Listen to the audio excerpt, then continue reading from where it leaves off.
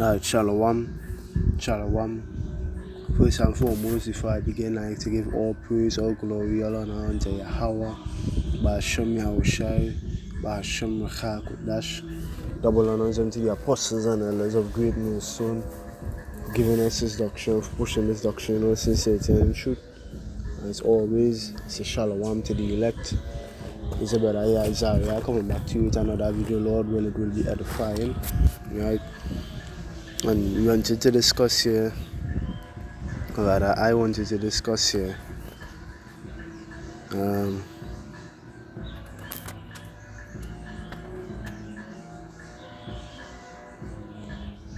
thought I had it up already, Salak here. Alright, 1 Samuel 16, reading verse 12. Right? 1 Samuel 16 and verse 12, and he sent and brought him in. Salakia. And he sent and brought him in. Now he was ruddy and withal of a beautiful countenance, speaking of David, right?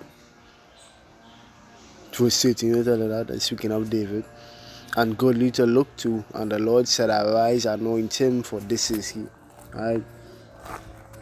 So, you wanted to get into the appearance describe David as having, because if you go into the word Ruddy, Salakia, I have it here. 1 Samuel 16, 12. It says, H 13:2, right? And the one, it says, red Ruddy of Esau as an infant, right? So we wanted to dispel the fact here that you could look at David, or the fallacy, not the facts, so like dispel the ideology that you could have looked at David as an Edomite, right? So first thing first, you had to describe the general appearance of a Judahite, especially at the time, right? And then go to Jeremiah 14 and verse 2. It says, Judah mourneth, and the gates thereof languish, they are black unto the ground, and the cry of Jerusalem is going up. Right? So Judah, head tribe. Speaking of Judah first and foremost, but then at this time Judah would have referenced the southern kingdom, Judah, Benjamin, and Levi. And Judah, Benjamin, and Levi, they would have had what? They are predominantly the dark tribes. And we know today, Jeremiah 12 and 9. My heritage is unto me as a speckled bird. The birds round about are against her. Come ye assemble, all the beasts of the field come to devour. But it says a speckled bird. So no Israelites coming multicolored these days, right? Looking like all different shades are, different colors, and they're looking like the other nations as well. That's why you would see in Revelation, the 7th chapter, reading around verse 9, I believe. Just get it quickly. Revelation 7 and 9. It says, after this I beheld and lo, a great multitude which no man could number, of all the nations and kindreds and people and tongues. Salakia. Stood before the throne and before the Lamb, clothed with white robes and palms in their hands, right? So when you read the earlier precepts here from verse 4 till verse 8, it tells you the sealing of the tribes of Israel, but then it have other men that have to get sealed and saved from destruction. But there is a great multitude. Why? Because the Israelites scattered amongst all the other nations. So you not just be scattered. The scattering doesn't just mean the Israelites looking like how they originally looked among the other nations functioning. No. You have Israelites among the other nations looking like the other nations, behaving like the other nations. You even have the other nations amongst the Israelites looking like the Israelites and behaving like the Israelites. So it's not to be confused with faces, right? Scripture talk about confusion of faces and endless genealogies. We're not really getting into that, right? Because it's a never ending debate, it's a never ending and a ending, discussion they would have, right? When you read Tobit, there's a drive home point a little bit more. Tobit 3 and 2, select Tobit 13 and 3, confess him before the Gentiles, ye children of Israel, for he had scattered us among them. And as I explained earlier, the scattering doesn't just mean placing, it placing Israelites among the other nations as you look here, that's a part of it too, but after you would mate and intermingle with them, you would start to look like them, right? You would have that some Israelites looking just like Moabites today. Dead serious. The only way we could differentiate them is by the Spirit. The scripture said, try the Spirit. Right? The scripture talk about the Spirit bear witness with our spirit. Your spirit bear witness with our spirit that we are all the children of the Most High. So it's a spiritual thing, right? GMS doctrine is a spiritual thing. We're not going and saying every richly melanated man upon the face of the earth is an Israelite. That's not reduction. We never push that, right? So with that being said, the current or the natural look of a Judahite man is a dark one. You think of men like Michael Jordan, LeBron James. I just call him famous ones so we all know what we looking at. We look at thinking about him in mind. Tupac. Think again. Mbappe.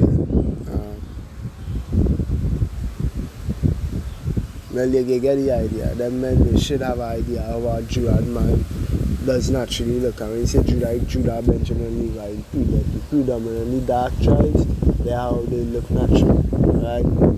So why would they say David had a ruddy appearance? Salakia appearance, right?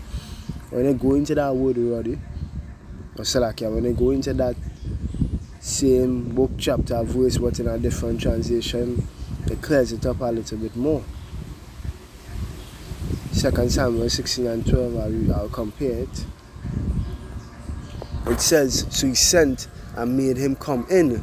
Now he had red hair and beautiful eyes and pleasing looks. And the Lord said, come put the oil on him, for this is he. Easy English. So Jesse asked him to fetch him, and Jesse took him to Samuel. This young man was handsome, strong, and he had beautiful eyes. The Lord said to Samuel, I have chosen this man, go and anoint him. Right? ISV. So he sent and brought him. He had a dark, healthy complexion with beautiful eyes, and he was handsome. You get the idea. That Ruddy wasn't used to describe, he appearance as in skin tone. It was used to describe his appearance as in his healthy state, right? When they say you're vibrant, you're eating, you say you're eating. If you're from Caribbean, you understand what I mean by that. Right, you're able to sit down and see somebody who eating and healthy and taking care of the skin, rubbing the skin with oil, they would have a glowing appearance. That's what David had there. When you go to Lamentations 5, select 4 and 6, you see from 6. Right, 6 is an important part here. 4 and 6, for the punishment of the iniquity of the daughter of my people is greater than the punishment of the sin of Sodom, that was overthrown as in a moment, and no hand stayed on her. Right, so you understand we're going through a punishment stage. What we was before that punishment stage. Her Nazarites were purer than snow. Purer than snow, they were whiter than milk. But now are the Nazarites really like that? Was Samson really, a Edomite looking man? No. They were more ruddy in body than rubies. Well, that mean he was walking around with red skin? No, that is not what that meant. That is not what that means, right? It says their polishing was of sapphire, but we was healthy before we started to go through the affliction. That is what this going into here. Before we went through the affliction, before the Lord bring down the hammer upon us, we was healthy, we was vibrant. Right? We was eating, basically. We was eating because now it goes on to say here, verse 8, their visage is blacker than coal. So how you went from there, let me go with what we see in here in verse 7. Let me say that's an Edomite. If you read it at face value without any understanding, that's an Edomite, but is that really an Edomite? Alright, so how an Edomite could go from having skin whiter than snow, being redder than a ruby, to now going the visage is blacker than coal? How? It doesn't make any sense. It was already so-called black. It was already, so-called dark skin. Quada in the Hebrew. Solomon would have even said that. Is that Song of Solomon 3:5? I'm black but comely. So okay. Yeah. Is it 5:3? Black but comely. Wisdom of Solomon 1:5. It says, I am black but comely. Solomon describing himself here. O ye daughters of Jerusalem, as the tents of Kedar, as the curtains of Solomon. I think that Kedar goes back to Quada. Let's see. It should. Let me see. Could be wrong. Alright, it's dark like the tents of Kedar. Let me see if that Kedar goes back to Quada. It does. It is dark. It says, O ye daughters of Jerusalem, as the tents of Quada. Quada goes into what? Dark. Right? Dark skin. In Strong's, let's see what it says. It says dark, to be dark, to mourn, to cause to mourn, to grow dark. But it also references a complexion.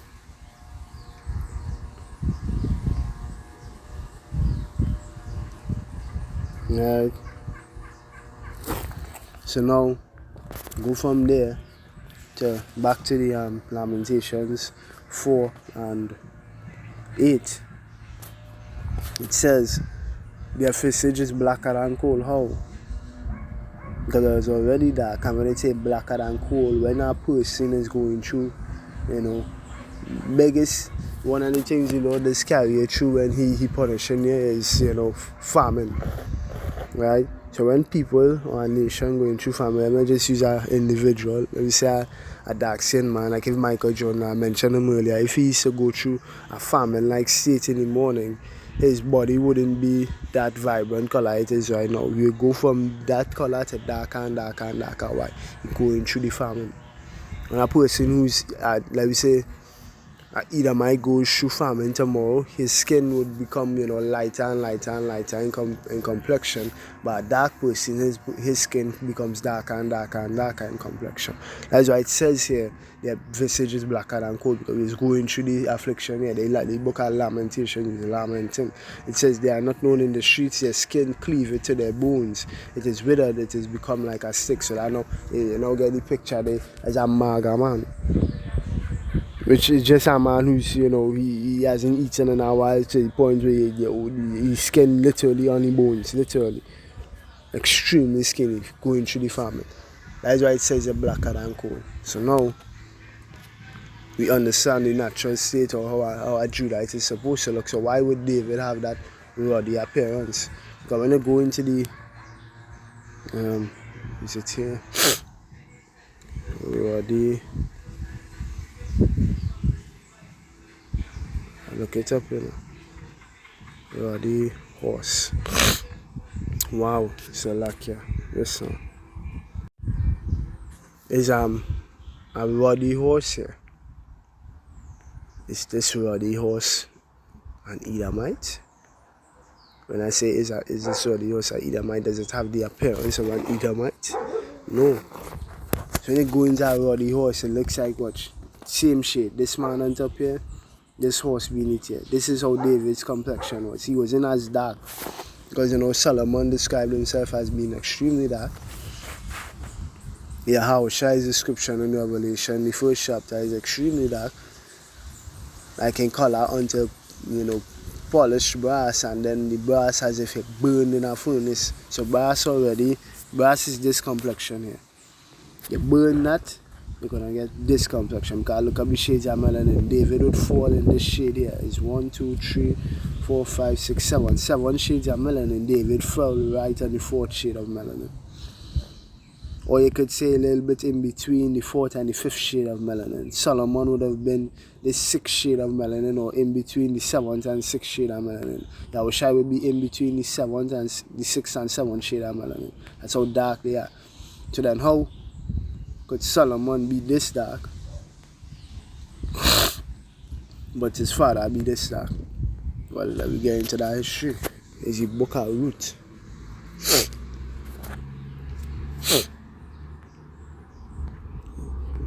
Where is it? With the 4th chapter, gives David's lineage from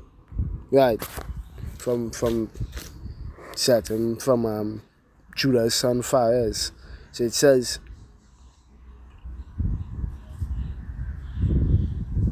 now these are the generation. I'll read from 18. Now these are the generations of Pharez. Pharez begat Hezron. Hezron begat Ram. Ram begat Aminadab. Aminadab begat Nahshon. Nahshon begat Salmon. Salmon begat Boaz. Boaz begat Obed. Obed begat Jesse, and Jesse begat David. But they were begotten with who? Or via whom? What woman? I wanted to go through the whole story. I just getting the points here, right? Similar lineage here. I'll start from 1, Matthew 1 from 1. It says, the book of the generation of Yahushua Mashiach, the son of David, the son of Abraham. Abraham begat Isaac. Isaac begat Jacob. Jacob begat Judas and his brethren. Judas begat Pharez of Zara. It's like Pharez and Zara of Tamar. And Pharez begat Ezram, and Ezram begat Aram, and Aram begat Aminadab, and Aminadab begat Nasan, and Nasan begat Salmon, and Salmon begat Boaz of Rachab, and Boaz begat Obed of Ruth. Ruth was what? A Moabite. You know how a Moabite complexions look?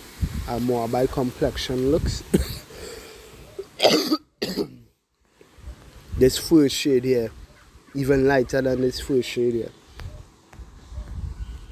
Lighter than this first shade you see here, a Moabite complexion looks like that. So should a Moabite mate with a, let's say a Judite with this complexion here, the 6th complexion, you could get a lighter Judite. So the 3rd complexion, 4th complexion, if a Moabite mate with a Judite that have the 6th complexion, you could get the 3rd and 4th complexion. It's simple.